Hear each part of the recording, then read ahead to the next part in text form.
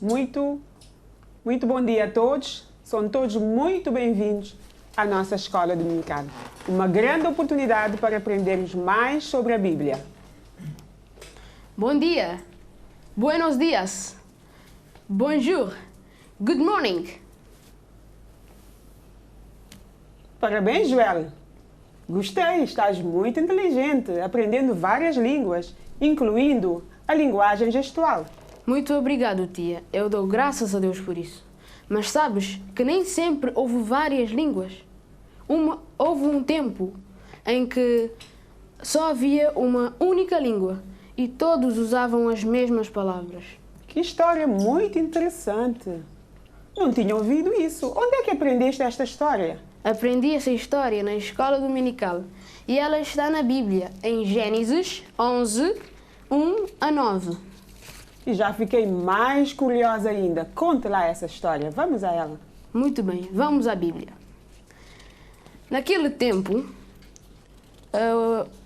havia uma única língua e todos usavam as mesmas palavras. Mas puseram-se a caminho, saindo do Oriente, e chegaram a uma terra chamada Mesopotâmia, onde se fixaram. E disseram: vamos fazer tijolos e cozê-los bem no forno. Disseram então: vamos construir uma grande cidade com uma grande torre, cujo cume toque os céus, pois temos de ficar famosos antes que tenhamos de ser dispersados pelo mundo. Então estavam a contrariar as ordens de Deus, porque naquele tempo, após o dilúvio, a ordem de Deus foi que todo o povo se espalhasse por toda a terra. Exatamente. Então, o Senhor desceu para ver o que os homens estavam a construir e disse para consigo: eles são um único povo e têm uma única língua. Agora, começaram a construir isso. Depois, ninguém os poderá impedir de fazer o que eles projetarem fazer. Então, Deus tomou uma medida contra aquilo que estavam a fazer, porque contrariava a sua vontade. Que medida Deus tomou e qual foi o resultado?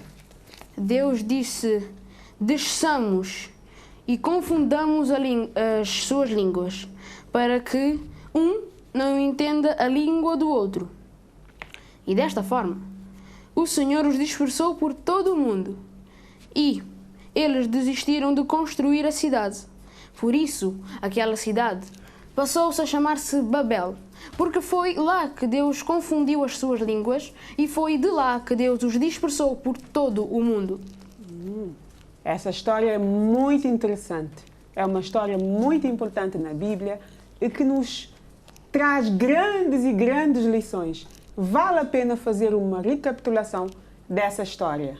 Como disse o nosso Joel, essa história está na Bíblia, no livro de Gênesis, no capítulo 11, versículos 1 a 9. E o livro de Gênesis é o primeiro livro da Bíblia e faz parte do Velho Testamento. Esta torre foi construída na Babilônia pelos descendentes de Noé. A decisão era fazê-la tão alta, que alcançasse o céu. Mas essa atitude do povo, essa soberba, provocou a ira de Deus, que para castigá-los, confundiu-lhes a língua. Esta história nos traz também algumas informações muito importantes. A palavra Babel tem origem hebraica e ela significa confusão, confundir, porque foi ali que Deus confundiu as línguas, a língua do povo. Babel era a capital do Império Babilônico. Ela era uma cidade muito rica, poderosa, pois representava um centro político, militar, cultural e econômico do mundo antigo e recebia imigrantes de várias partes do mundo. Mas, mais importante do que tudo, através desta história, nós podemos ver pecados que o povo cometeu e que desagradou e muito a Deus. E um dos pecados foi a arrogância. O povo pretendia tomar o lugar de Deus. Joel, o que é que achas sobre isso? Eu acho que isso é exaltação do povo. Eles não foram humildes, mas a Bíblia diz para sermos humildes. E aliás, na sua palavra diz em Lucas 14:11: porquanto que, qualquer que a si mesmo se exaltar será humilhado, e aquele que a si mesmo se humilhar será exaltado. Grande lição para todos nós.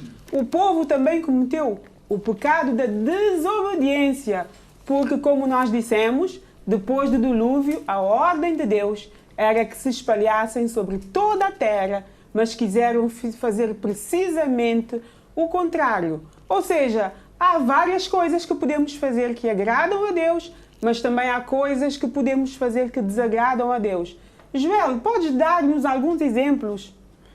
Pois, quando obedecemos aos pais, quando obedecemos aos professores, quando obedecemos a todas as autoridades, Deus se agrada de nós.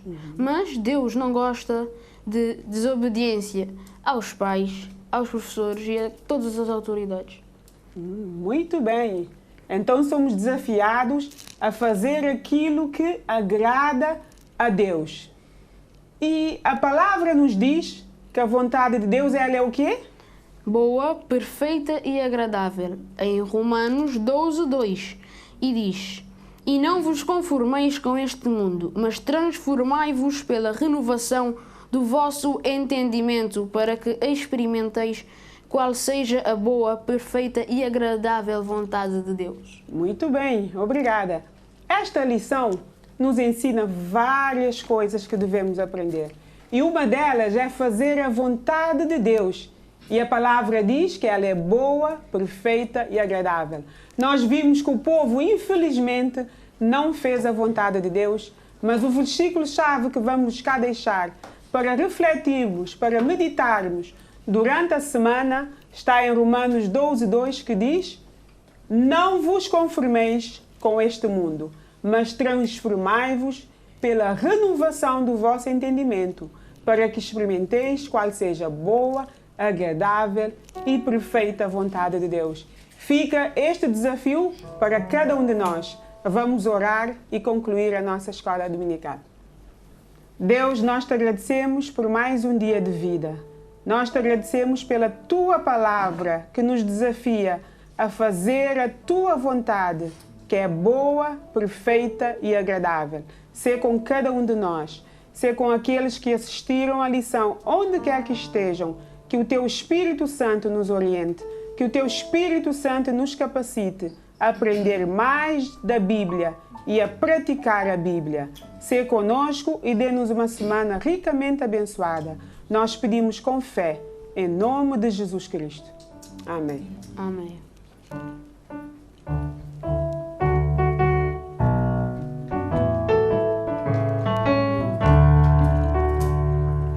Leia a Bíblia e faça oração, e faça oração, e faça oração. Leia a Bíblia e faça oração, se quiser crescer, se quiser crescer, se quiser crescer. Leia a Bíblia e faça oração, se quiser crescer. Quem não olha a Bíblia não lê, a Bíblia não lê, a Bíblia não lê. Quem não olha a Bíblia não lê, diminuirá, diminuirá, diminuirá. Quem não olha a Bíblia não lê, diminuirá.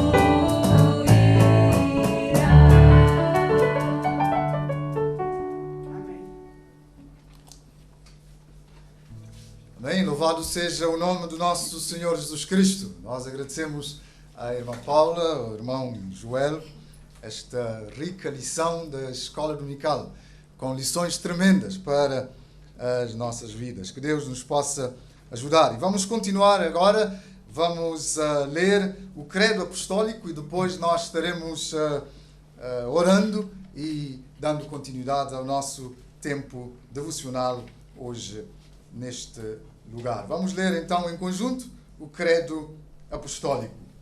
Creio em Deus Pai Todo-Poderoso, Criador do céu e da terra, e em Jesus Cristo, seu Filho, nosso Senhor, o qual foi concebido pelo Espírito Santo, nasceu da Virgem Maria, sofreu sob o poder de Pôncio Pilatos, foi crucificado, morto e sepultado, desceu ao inferno, ao terceiro dia ressuscitou dos mortos, subiu ao céu, está sentado à direita de Deus Pai Todo-Poderoso, de onde há de vir julgar os vivos e os mortos. Creio no Espírito Santo, na Santa Igreja de Jesus Cristo, na comunhão dos santos, na remissão dos pecados, na ressurreição do corpo e na vida eterna. Amém. Oremos. Senhor nosso Deus e nosso Pai, nós te louvamos por este dia maravilhoso, pela bênção de podermos estar aqui mais uma vez nesta casa para, ó Deus, cultuar o Teu nome. Pedimos que Tu possas abençoar a todos os cooperadores desta televisão e que, ó Pai, as suas vidas sejam tocadas e guardadas do mal. Nós te agradecemos porque o Senhor tem mandado chuvas que têm regado a terra. E pedimos que o Senhor continue cuidando e protegendo, ó Deus, principalmente os mais vulneráveis. E que hoje, ó Deus, os coros e os hinos que nós vamos entoar sirvam para preparar-nos para ouvir a Tua Palavra e que a Tua Palavra venha de encontro às nossas necessidades. Venha abençoar-nos a todos, venha abençoar Cabo Verde e o mundo. Eu oro no nome de Jesus Cristo. Amém. Amém. Nós vamos continuar com um hino maravilhoso, diz: segura na mão de Deus. Em tempos que nós estamos vivendo, é bom estarmos cientes que podemos estar seguros quando estivermos nas mãos do nosso Deus. Segura na mão de Deus. Se as águas do mar da vida quiserem te afogar, segura nas mãos de Deus e vai. Se as tristezas desta vida quiserem te sufocar, segura na mão de Deus e vai. Segura na mão de Deus, segura na mão de Deus, pois ela te sustentará. Não temas, segue adiante e não olhes para trás. Segura na mão de Deus e vai. Se a jornada é pesada e te cansas na caminhada, segura na mão de Deus e vai. Orando, jejuando, confiando e confessando, segura na mão de Deus e vai. Segura na mão de Deus, segura na mão de Deus, pois ela te sustentará. Não temas, segue adiante e não olhes para trás. Segura na mão de Deus e vai. Amém? É um convite para, em meio a dificuldades, segurarmos nas mãos do nosso Deus. E vamos continuar com um hino maravilhoso, aliás, 2 hinos. É Cristo, a rocha, e firme nas promessas do Senhor. Saibamos que Cristo é a nossa rocha em quem nós podemos nos apoiar.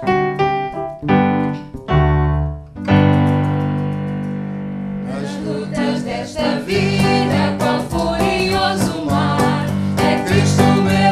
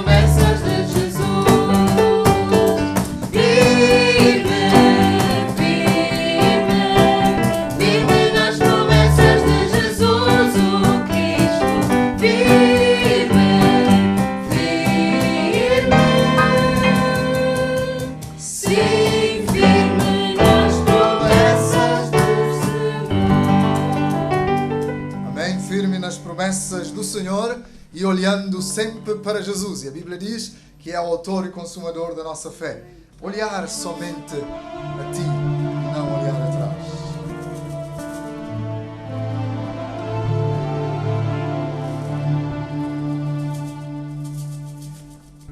Olhar somente a Ti, Senhor. Olhar somente a Ti, Senhor.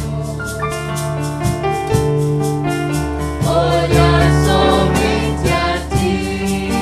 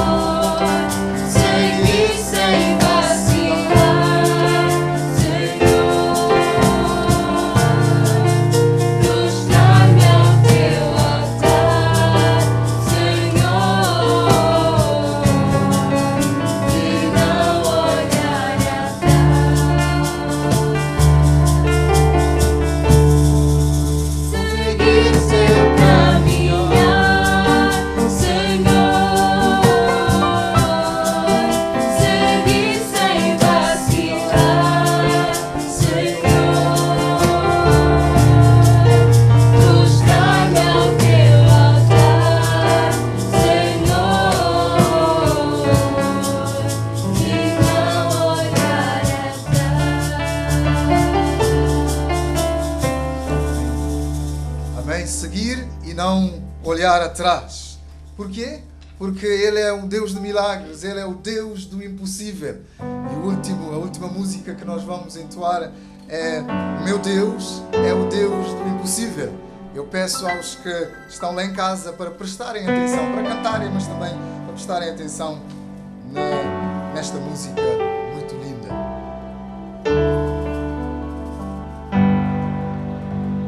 Meu Deus é o Deus do impossível. Eu batirei o grande El Shaddai.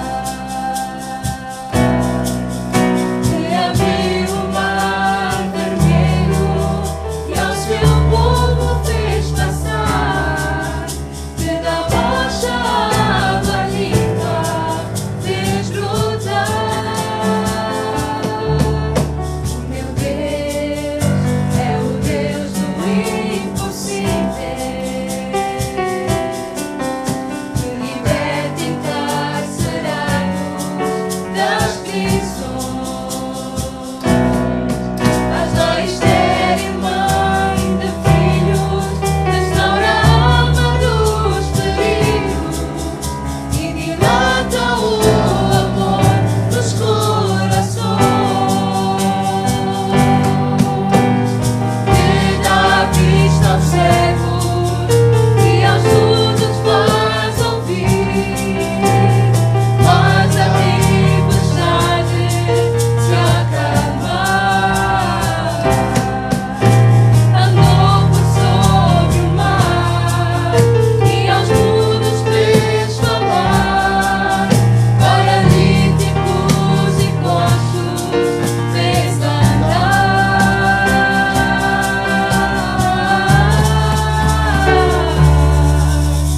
Meu Deus é o Deus do impossível. É o mesmo hoje e sempre há de ser. O meu Deus é o Deus do impossível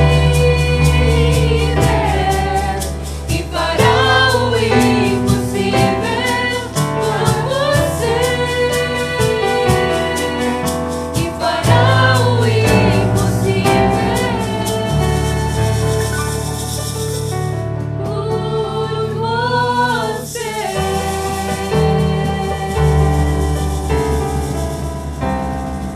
Amém? Ele é o Deus do impossível e está pronto a fazer o impossível para você. Vamos para a palavra de Deus e mais o texto que fala sobre tempestades e sobre o mar. Vamos para Mateus capítulo 14, vamos ler de 22 até 33. Mateus capítulo 14, vamos começar no versículo 22. E logo ordenou Jesus que os seus discípulos entrassem no barco e fossem adiante para a outra banda, enquanto despedia a multidão. Despedida a multidão, subiu ao monte para orar à parte. E chegada já à tarde, estava ali só. E o barco estava já no meio do mar, açoitado pelas ondas, porque o vento era contrário. Mas à quarta vigília da noite, dirigiu-se Jesus para eles, caminhando por cima do mar. E os discípulos, vendo-o caminhar sobre o mar, assustaram-se, dizendo: é um fantasma! E gritaram com medo. Jesus, porém, lhes falou logo, dizendo: tende bom ânimo, sou eu, não temais. E respondeu-lhe Pedro, disse: Senhor, se és tu, manda-me ir ter contigo por cima das águas. E ele disse: vem. E Pedro, descendo do barco, andou sobre as águas para ir ter com Jesus. Mas, sentindo o vento forte, teve medo e, começando a ir para o fundo, clamou, dizendo: Senhor, salva-me. E logo, estendendo a mão, segurou-o e disse-lhe: homem de pequena fé, por que duvidaste? E quando subiram para o barco, acalmou o vento. Senhor, obrigado porque a Tua palavra é poderosa. A Tua palavra nos instrui, nos anima E pedimos, ó Deus, que a Tua Palavra venha de encontro às nossas necessidades nesta manhã e que sintamos o poder do Teu Espírito Santo movendo em nós e através de nós. Fala conosco. Eu oro no nome de Jesus. Amém. Esta é, sem dúvida, uma das histórias mais impressionantes do Novo Testamento. Jesus anda sobre as águas. E Mateus é o único dos evangelistas que relata o episódio de Pedro também andando sobre as águas. E diz que depois ele tirou os olhos de Jesus e pensou nas dificuldades, certamente, e afundou. A passagem que lemos nos diz que Jesus ordenou que os seus discípulos entrassem no barco e fossem adiante. Ora, Jesus já tinha recebido a triste notícia de que o seu primo João Batista tinha sido morto e de uma forma bárbara. E como homem, ele sentiu-se chocado e procurou isolar-se. Mas é interessante vermos que mesmo com a tristeza não pôde paralisar Jesus a ponto de não continuar a cumprir a sua missão. Quando o povo soube da sua retirada para um lugar à parte, o povo, sedento da palavra, seguiu a pé. E a palavra de Deus nos mostra que Ele, como sempre, moveu-se de compaixão, atendeu o povo, pois Ele é o Deus de compaixão e Ele atende ao seu povo. Ele atendeu o povo, ensinou a palavra, até que já se fazia muito tarde. Então, os discípulos os incentivaram a despedir a multidão, pois disseram: já se faz tarde e o povo está com fome. E Jesus disse a célebre frase: dai-lhes vós de comer. E puseram logo as dificuldades. Temos apenas 5 pães e 2 peixinhos no menino. E Jesus disse para aqueles discípulos: trazemos aqui. Sim, os olhos humanos viram apenas as dificuldades. Jesus viu possibilidades.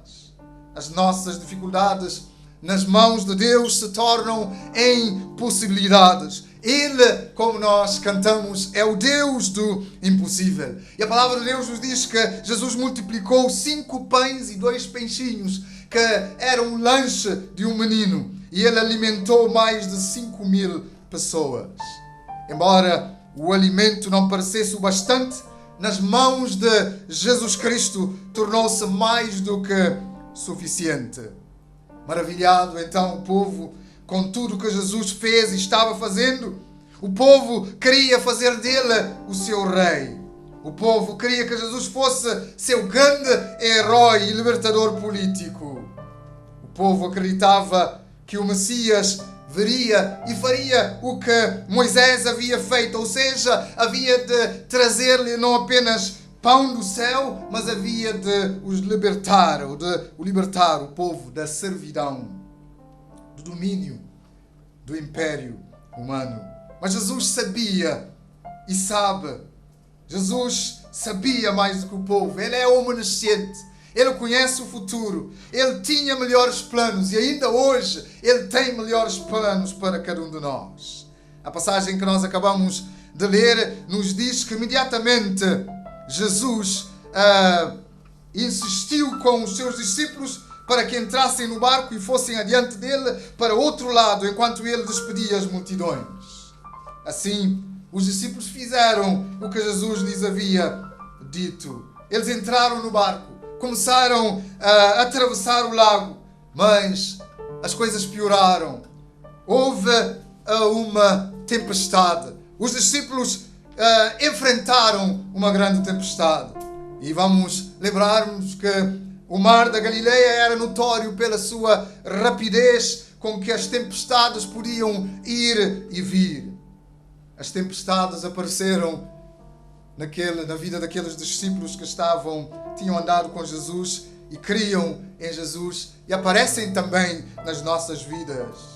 Às vezes, as tempestades que nós enfrentamos aparecem como resultado da nossa desobediência e vêm como correção, vêm como disciplina da parte de Deus.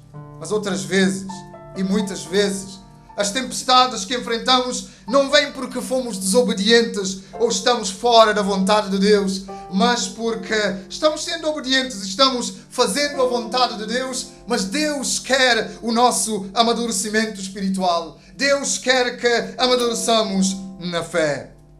Num certo momento, os discípulos viram que aquela figura que apareceu e que estava andando em direção a eles, que apareceu andando em direção a eles, era uma figura estranha.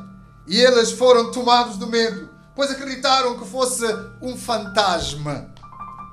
Se não bastasse, o mar estava bastante revolto e eles ficaram com medo. Mas realmente é anormal, melhor dizendo, é espantoso um homem caminhar sobre as águas. Isso é muito estranho, realmente. E esse estranho comportamento é de assustar qualquer humano. E traz à tona o sentimento de medo. E traz à tona o sentimento de crença em fantasmas que muitas vezes vem camuflado. Pois haviam fantasmas que estavam adormecidos nas vidas daqueles discípulos e fantasmas podem estar adormecidos nas nossas vidas também. Os fantasmas do passado mal resolvido, dos problemas não solucionados, dos medos que insistem em se esconder em nós, das indagações sem respostas, do futuro repleto de expectativas, mas absolutamente incerto, muitas vezes irreal e invisível.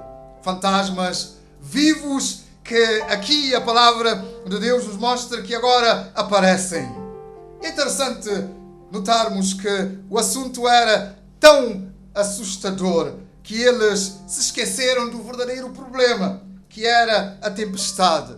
Eles deixaram de focar nas tempestades e passaram a pensar apenas em fantasmas. Foi necessário Jesus se identificar. Foi necessário Jesus aparecer gritando: sou eu, não tenham medo, tende ânimo, sou eu. E Jesus aparece sempre na hora certa para nos socorrer. Para o apóstolo Pedro foi deslumbrante ver Jesus andando sobre as águas do mar. O sobrenatural realmente encanta, ativa e atiça a nossa fé, desafiando-nos àquilo que podemos dizer humanamente impossível. Sim, a proximidade de Jesus leva ao atrevimento da fé, à ousadia da fé. Nós começamos a dizer: posso superar os obstáculos, afinal, posso vencer a própria lei da gravidade que empurra para o fundo. Sim, a audácia da fé surpreende, pois nos ordena a ver o invisível, nos ordena até a apalpar o imaterial.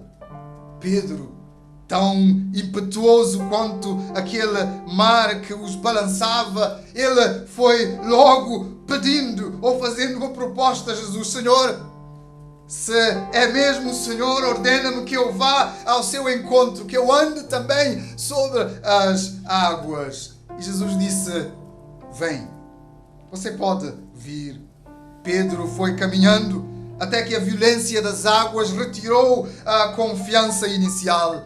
E a Bíblia diz: foi afundando até ao ponto de reconhecer que podia gritar e pedir socorro. Ele disse: Senhor, salva-me, meu Senhor, salva-me. Sim, tudo correu bem até que Pedro tirou o foco de Jesus e começou a se concentrar na tempestade. E há algum problema quando tiramos o foco de Jesus. Ou melhor, há muitos problemas quando nós tiramos o foco de Jesus. Pois as ondas desta vida chegam para nos assustar e muitas vezes nos afundamos. É preciso continuar a olhar para Jesus, como nós cantamos hoje aqui. Robert Rayburn disse: fé é a concentração em Jesus.